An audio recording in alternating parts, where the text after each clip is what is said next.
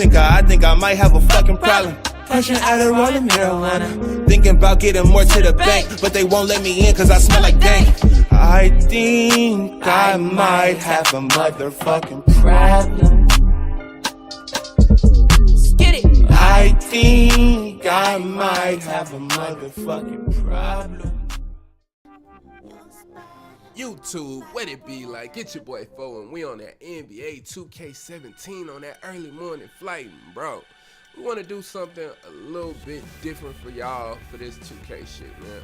I am gonna put out a video today about what at the guard position specifically. So Biggs, this ain't for you. We'll do a different look at that, but what are going to be the easiest archetypes to the most difficult archetypes to play in NBA 2K17. Now, the reason why I want to create this video is because I see a lot of new people in the park that don't really understand the archetype system, per how they create their fucking players and then how they use their players once they get in the game. I see it, and I see people sometimes that have one archetype, and the way that they play, they should have another archetype or whatever. Or I played against a guy yesterday that played like a fucking slasher, but he had a playmaker. So this is the reason why I wanted to create a video like this, all right? Now, easiest to most difficult. Now, the easiest archetype to use at the guard position is gonna be a slasher. And let me tell you the reason why he is really easy to play. First of all, he's an easy build, so you are going to be able to get the 5 core badges on this guy, and the badges, as you can see right there, are going to be Relentless Finisher, Posterizer, Acrobat, Teardropper, and One Man Fast Break. Now, you can also get a Grand badge with this player, which just makes his dunks and finishing at the rim just jump off like crazy. Now, I was able to get all 5 of these badges on Hall of Fame and the Grand badge. The lowest I've ever done it, because I've done multiple slashers, is 17 games. So we want to pinpoint about 20 games, and that is very good. You can play 10 My Career games a day, and in 2 days you're gonna have all your badges on Hall of Fame. Now, as you can see, I got 12 bronze badges, so that may take a little bit longer for you to acquire the other shit, but at least you got your Grand badge and all 5 badges, because a lot of motherfuckers go in and be playing no badges, bro. You can just do it in 2 days where you got a Grand badge and 5 Hall of Fame badges that will assist you in playing very well against all of these other fucking OP ass motherfuckers out here playing, dog. Now, the next thing that I would say that I noticed is a lot of people can't shoot, bro. Like new players or just players, I see a lot of people that can't shoot. So because they can't shoot, they try to play at the fucking rim a lot. Like, they try to drive and play right there, trying to finish. They get right under the goal a lot, you know what I mean? Like, they'll fucking center and shit like that. And if you're gonna do all of that shit at the guard, pick a slasher. He's gonna be the best for that, because as you can see, I got a 94 contact dunk. That's a 99 with the boost, 95 driving with the boost. I'll still have a 76 standing dunk at guard, 99 driving layup, and 99 standing layup, bro. So with the Hall of Fame Acrobat and Relentless Finisher, that's gonna help me with the layups and shit when I'm driving. Contact dunks, I got Hall of Fame Posterizer, One Man Fast Break. As you can see, I can get a little bit of rebounding on this guy. This is a 6'5 build. Oh no, a 6'4 build, I'm sorry. 70 strength on this player. So he's gonna bully all of those weak ass playmakers, bro. So that will assist you on defense as you learn how to play defense, because you'll have that strength, 95 speed still. And then another great thing about this player is he can speed boost no matter where you are. If you make him 6'5 or below, he can still speed boost in Old Town, Rivet, or Sunset, as opposed to you having to make them in Sunset only. You may not have known that, so you may be affiliated with something else, like Old Town or Rivet. You know what I mean? Like how you have to speed boost with the sharpshooters or the shot creators in Sunset only. So that's another cool thing about this archetype. And then he can shoot the ball. As you can see, this build, if I put a boost on him, Off the dribble 3 is an 85. Off the dribble midi is an 85. Bro, we played a slasher yesterday, bro, that was just banging threes from everywhere, bro, like slashing and shit like that. They still took the L, but he was getting it in, man, and it makes it very difficult to defend a slasher when you can have a nice mid-range game or a nice pull-up shot or a fadeaway shot that can go in. Now they can't just play all the way off of you, and that one to drive in is going to be very, very good. So you could just, this archetype is really easy because of how the badges work. Like, the badges take, you just drive in, bro. The badges take no other like real skill to activate. You know what I mean? So I love this player as the easiest archetype to go with. He is really simple to play. All right. Now we'll move into the what I feel like is the second most difficult. Well, not second most difficult. Second easiest player to play.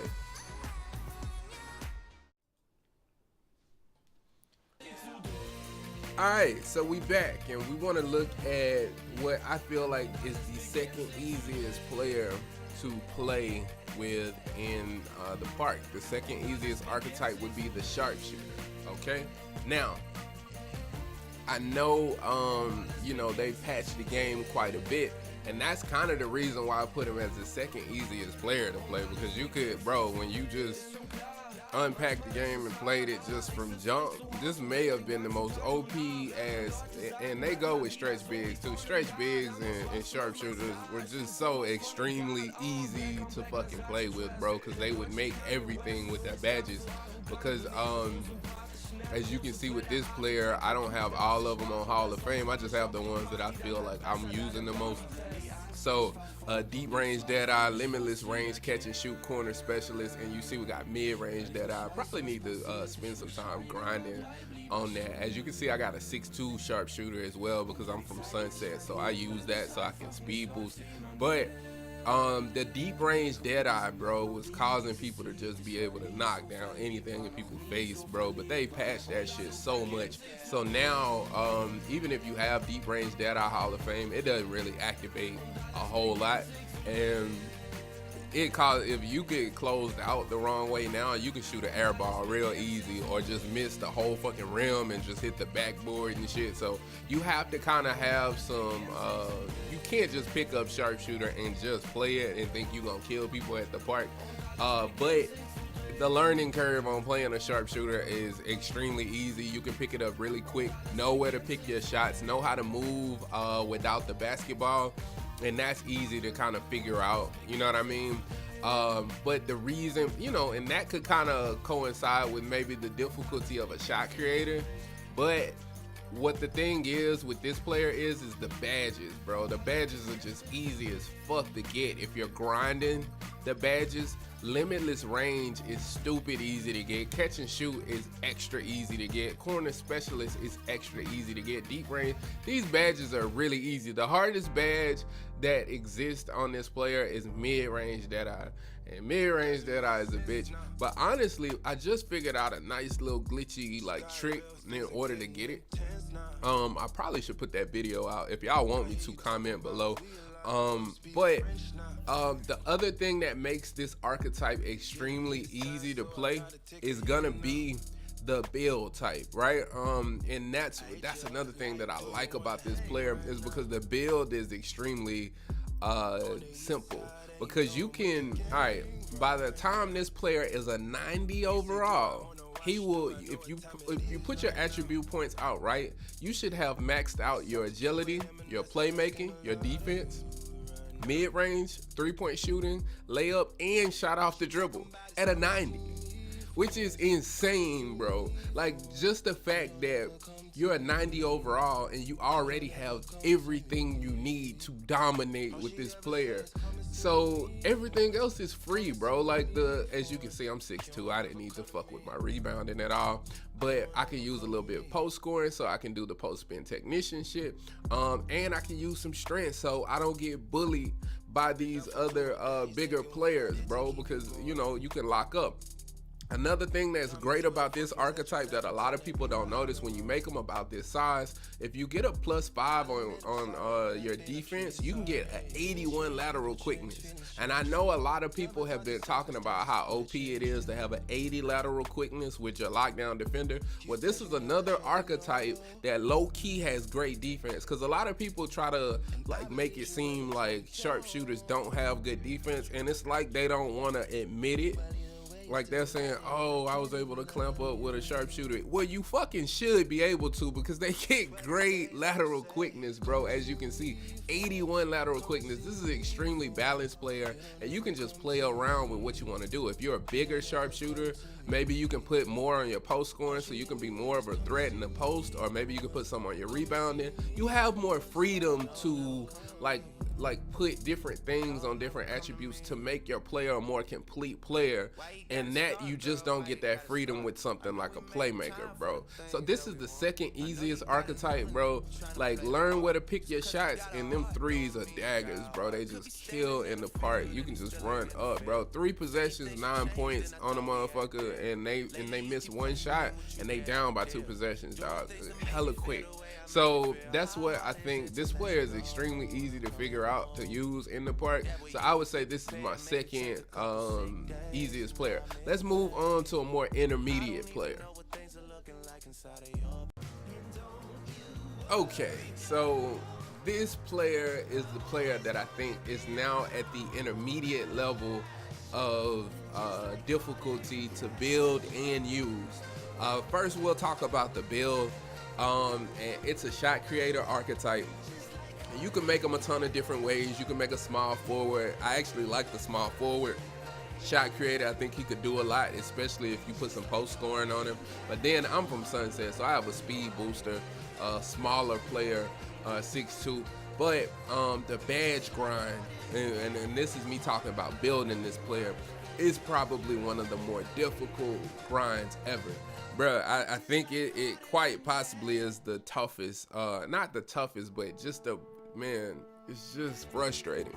Like, getting the shot creator grand badge is so fucking frustrating. You do not understand until you do it, man. Getting that grand badge, I do not understand, man. You could light up all your badges a million times and it seems like it's just never gonna pop up. But you know, you can get it. But then look, tireless scorer takes a little bit. Mid-range Deadeye, you actually need it on Hall of Fame. Unlike the sharpshooter, you need this badge to be Hall of Fame. So you can see I'm still grinding this badge. I don't even have it. Ankle breaker takes about 1,200 double moves leading the score to get the Hall of Fame, which is insane. So it's just extremely time consuming. Difficult shots is one of the more easier one to get. Although it's, bruh, that could be the best badge in the game itself.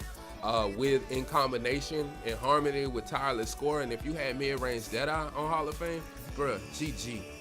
Cause I use gold mid-range Deadeye, tireless score on Hall of Fame and difficult shots, and you not stopping me in the mid-range, bro. And I can handle too. Nah, I'm knocking down everything in the mid-range. So this is a great player, but you just have to get shit down. So you have to learn your hop jumpers, you have to learn your spin jumpers, you have to learn, because you don't dribble as fast as a playmaker, you have to learn how to handle properly in order to find yourself, to create space. It's a great archetype to use, and some of the more skilled NBA 2K players will tell you that it's easy to play with, but that's their skill level. What I'm talking about, people that are brand new to the game, just picking up the game and learning how to play, you cannot just go out there and play with a shot creator. Even though, like I say, you can look here, he has you can get with the boost up to a 99 midi and shot 3 off the dribble. But what that does is that causes players to be delusional. They'll get out there and think they're supposed to hit every spin jumper. They think they're supposed to hit every fadeaway, and then they end up shooting all of these bad shots. Now, I do see some shot creators out there that shoot really good shots. They shoot great, smart, and they make great decisions. I actually played one yesterday that was like a 96 overall superstar, and he was really good. He understood how to play his archetype well. And I thought it was cool to see. or whatnot. But you got a lot of people that don't play it as well. Now, another thing that puts it at the intermediate level is with the build is the fact that this is the only archetype that only has one attribute that goes all the way up to max out. Now, there's an upside and a downside to this. The upside is shit, you know, like he literally only has one, so he still has to get the other attributes, so he's more balanced. As you can see, agility's almost up, and then dunks is like way high, and then you can still get up your mid-range way high. You know what I mean? You can still get up. It just depends on how you lay your points out. Now, I don't need the standing shit as much because I try to rely on this with dribble pull-ups and shit. But you can still do all this other stuff. As you can see, he can get to a 95 speed and excel, 93 vertical. Bro, he's very good. You can speed boost if you from Sunset, man. So that's the upside. The downside is hey, you don't get a chance to max out two things. So you're not like a master of two separate things. You're kind of like a master of one, and then like a very balanced player, because they took those points that they would have took to max out something and distributed it along the archetype.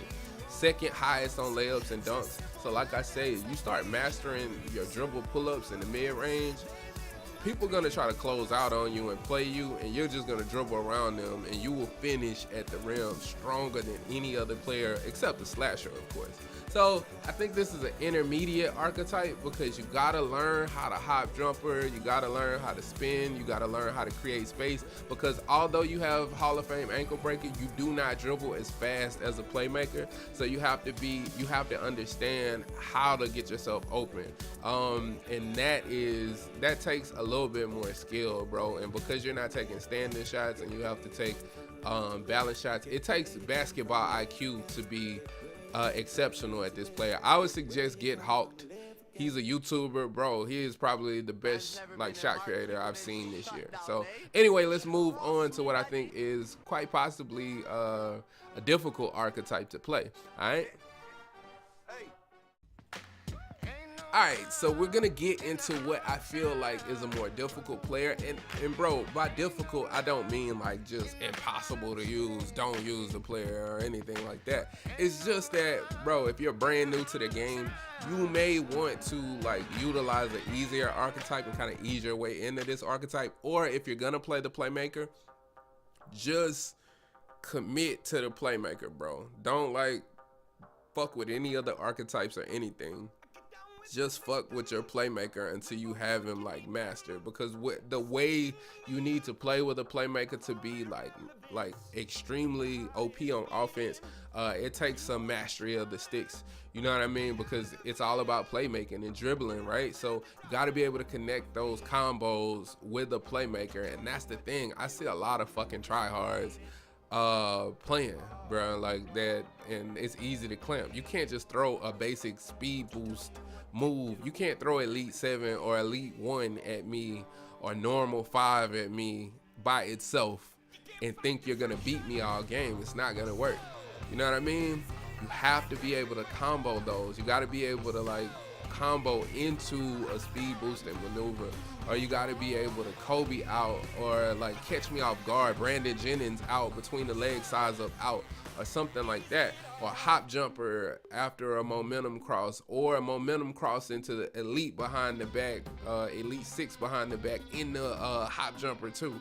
You know, like a lot of people don't know how to do that shit at the park. I don't see a lot of people that play that way. Now you may watch like Hank the Tank and I Run You do these things, or Ant Cooking, and people that can like dribble great, but that's not everybody, bro. And like that might not be you. That just might not be you. You might not play 2K so much. You might play other games where this is just not the archetype for you. And then another thing that I would say about it is building a playmaker is really difficult, because I think you should always max out your defending, but as a result, if you max out your defending, it's gonna leave you with very little attributes to like fuck with your shooting, because as you can see, and this player has a short ass wingspan, which you should never make a one with a short wingspan. This was at the beginning of the year before I knew any better though. And when you look at it, bro, Only a 73 3, which is good. You can still knock down shots. 80 mid-range with the shortest and 80 off the dribble with the shortest. So he's very balanced, bro. But I had to like put all my fucking attribute points into it with the dunking as well, just to be able to shoot alright, like balance. He doesn't shoot anything exceptionally well. But then as a result, I cannot put anything on my post scoring. I'm a 28 strength, can't put anything on my strength or my rebounding. So that's just fucked up. Like he can shoot, and then he can dribble, and then like if you don't have your shot mastered, you're just not gonna always knock down shots like you would with a shot creator or a sharpshooter. So that's the reason why I wanted to say he's more difficult, because of how the attributes set out. Remember how I talked about with a sharpshooter, it was much easier because you were already really kind of maxed and ready to go at a 90 overall, and you could spend the rest of your attribute points creating balance for that archetype. This one, not so much. And then as you can see right here, you know, with Dimer takes forever to fucking get, and Ankle Breaker can take a while to get too, but the badges aren't really the problem, although they can take a little while. So in combination with it taking a while, in combination with the archetype like points distribution not being like the way that you would want it to be for it to be completely balanced, and then in combination with motherfuckers just being deluded and thinking they gonna all dribble like Allen Iverson and not really coming to the park ready to like handle, this could be a more difficult position to be like extremely skilled at. It takes some skill to actually play this. I think Swante is the only other person that's mentioned that, but it takes more skill to play a Playmaker. So you might want to try some of the easier archetypes, or if you're gonna play this Playmaker, because I can't tell you what to pick, like just spend some time committing to this player, like master it, and look up a lot of YouTubers, look up a lot of different like ways to be able to execute effectively, and also have basketball IQ. Know how to set up your teammates and pass the ball and get them open, and you can really be effective at this position. Let's move on to the last. Now, the very last archetype that I'm going to speak about, which I'm not going to speak long about this archetype at all, because if you follow my channel, I just put out something on the Lockdown Defender. The most difficult guard to play is probably going to be the Lockdown Defender. And the reason why I say that is simply because he is not, he doesn't have a ton of offensive capabilities. Now, he's extremely good on the defensive end. His badges are gonna be insanely difficult and frustrating. For a decent defensive stopper, if you've seen what you have to do to get that, it's frustrating as fuck. Trust me, it really is a frustrating badge, bro.